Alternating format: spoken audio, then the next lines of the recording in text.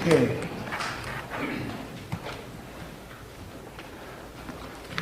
We are here on case number 15 CRA 1462. Juan Emmanuel Razo with the following charge: attempted murder, a felony in the first degree. Counsel, you are representing him, Public Defender's Office. Your name for the record, please. Melissa Blake. Melissa, at this time, you'll be entering a plea on behalf of the defendant. What is his plea? Not guilty, Your Honor.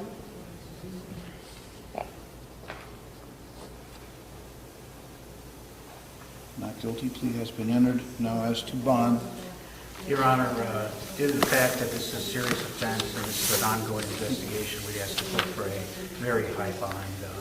This defendant hasn't worked in 3 years, so we're not sure that he's going to be able to appear again. These are not the only charges that we're looking at, and ongoing investigation is still continuing. Okay, well, let me ask, before I do the conditions I have to consider before setting bond.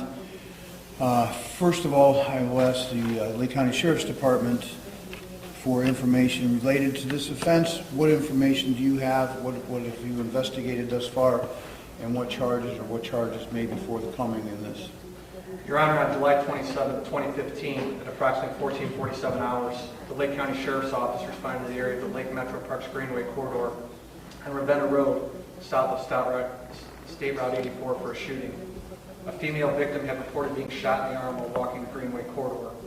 Lake County Sheriff's Office deputies, along with Lake County Metro Parks, Painesville City Police, Ohio State Highway Patrol, and the Geauga County Sheriff's Office, began a search in the area from Ravenna Road east to Painesville Warren Road and north and south from State Route 84 to Palmer for the suspect. During this time, a male resident from 6273 Ravenna Road approached Deputy Wren and advised he had located his wife inside the residence deceased. A resident from 11319 Palmer Road called dispatch and reported a Hispanic male in the backyard with a shotgun, in which was pointed at the caller's son.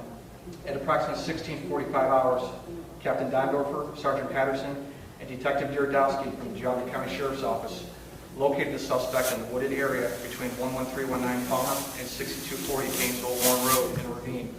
The suspect raised a long gun and aimed it towards the deputies and attempted to discharge the firearm at the deputies.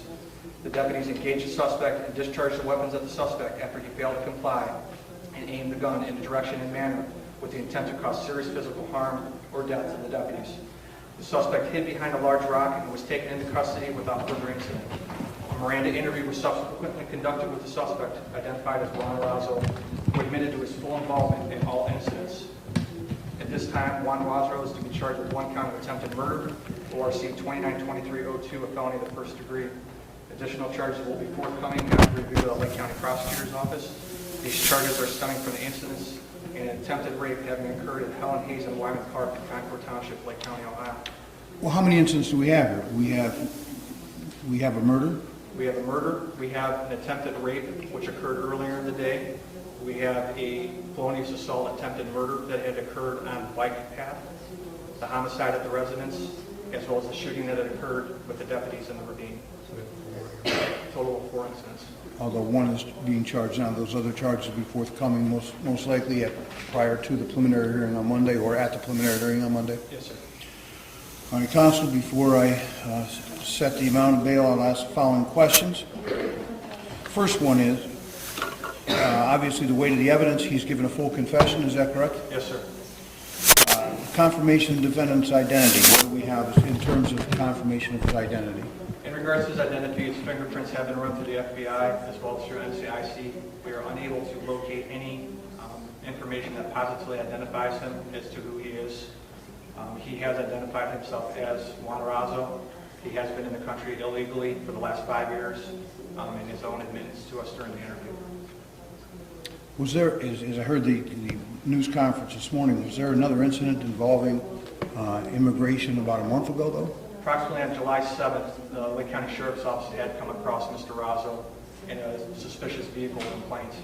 At that time, the deputies had responded and contacted Border Patrol, and Border Patrol at that time had indicated that they would not be taking Mr. Razo.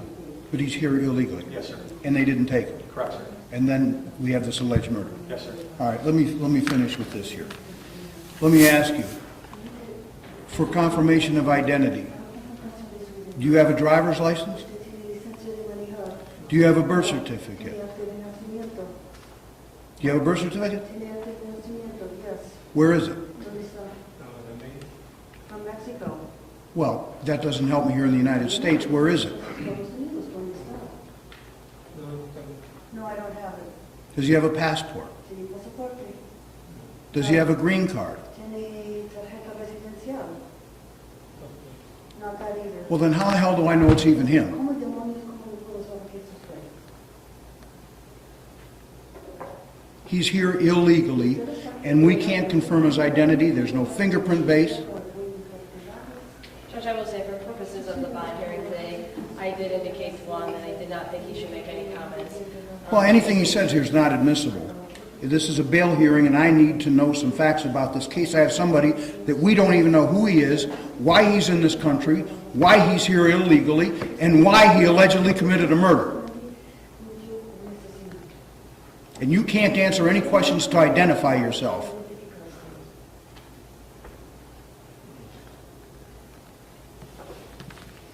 Judge, I guess I will just add to, for purposes of bond, I know the court has to make a determination with respect to that today. My intention, honestly, was just simply to defer to the court. With respect to bond, we're not contesting the request for a high bond at this point. We understand that there's going to be the request. I've explained that to Juan, and he's indicated he understands that. But obviously, for purposes of going forward, we've advised him at this point, obviously not to make any additional comments at this point. But again, I would defer to the court at this point with respect to bond. I can't set a bond high enough. I cannot set one high enough, so I'm just going to set it at $10 million. Are the victims here in this case, victims' families?